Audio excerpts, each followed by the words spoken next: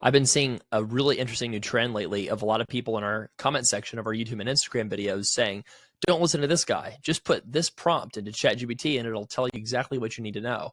I thought that'd be kind of interesting to put in some of the frequently asked questions that we've been getting from readers and people who follow our channels the past few weeks and to see how AI does in answering them. Let's see what happens. All right, for our first question, I make $100,000 a year and have $200,000 in student loans. What's my lowest monthly payment? Let's see what it says. All right. Okay, so it looks like it is telling us so far to use the save plan, and it's telling us the calculation. It's telling us the formula for graduate loans in particular, and it's telling us our monthly payment that we should compare with other options. Okay, such as the standard plan, extended or graduated, and now it's asking us if we want to compare standard, extended, IBR, and save side by side. There's only one problem. The save plan is under a legal injunction and it's not available, so you can't sign up for it and it's going away. Furthermore, anybody who's on the save plan forbearance who doesn't switch out of the save plan forbearance would be forcibly put into the RAP plan if the save plan forbearance doesn't get overturned sooner than 2028, and they would get stuck in a plan that's 30 years of repayment instead of 20 years with the new IBR plan if you're eligible for that. So far, ChatGPT has told us sign up for a plan that no longer exists. Let's try another question. Let's say, should I use the double consolidation loophole? Let's see what that says. So it's explaining it what it is.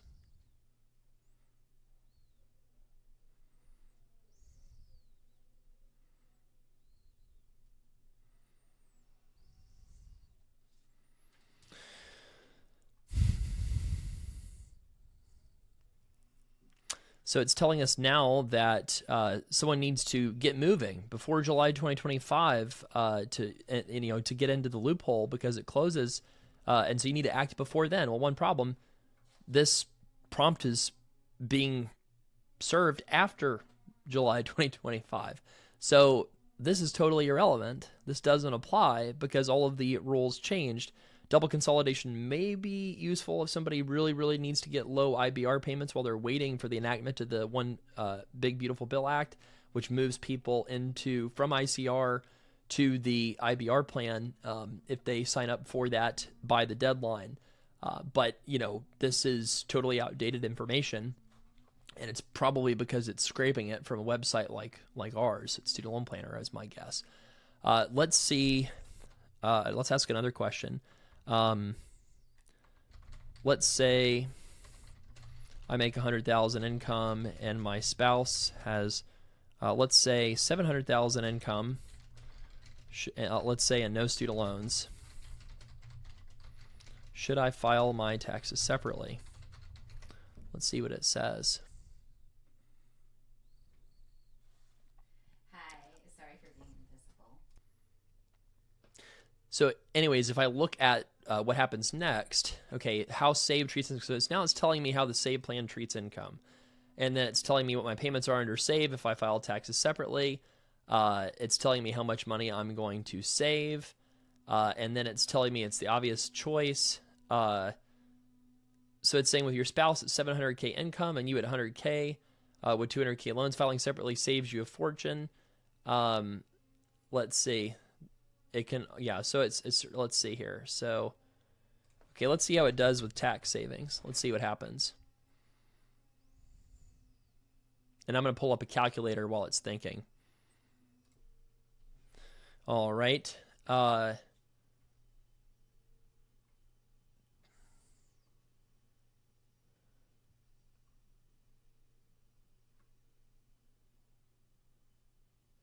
Okay, this is interesting. So it's saying 2020 tax brackets, total federal tax owed. It's giving us estimates.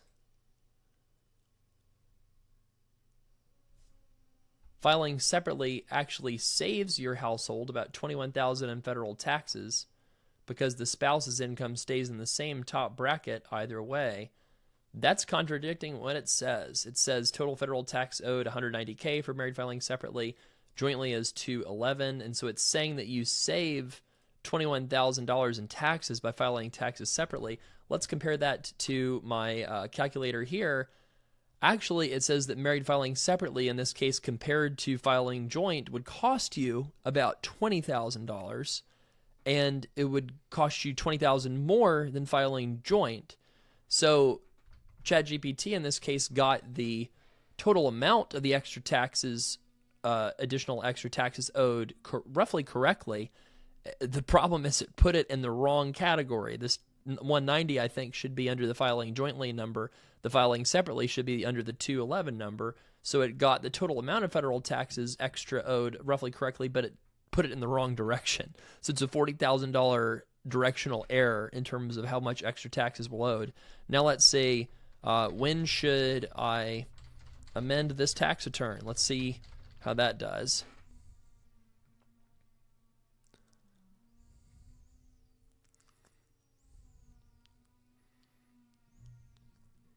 So let's see what it does.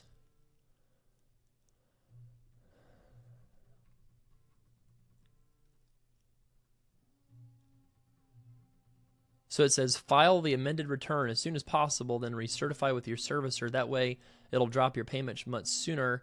Amending to MFS may slightly increase. So this is also wrong. Amending to married filing separately is not possible via 1040X. You can only amend from married filing separate to married filing joint.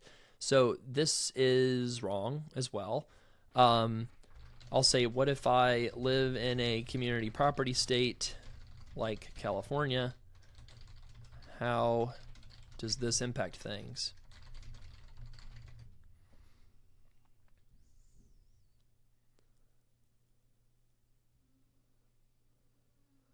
Okay.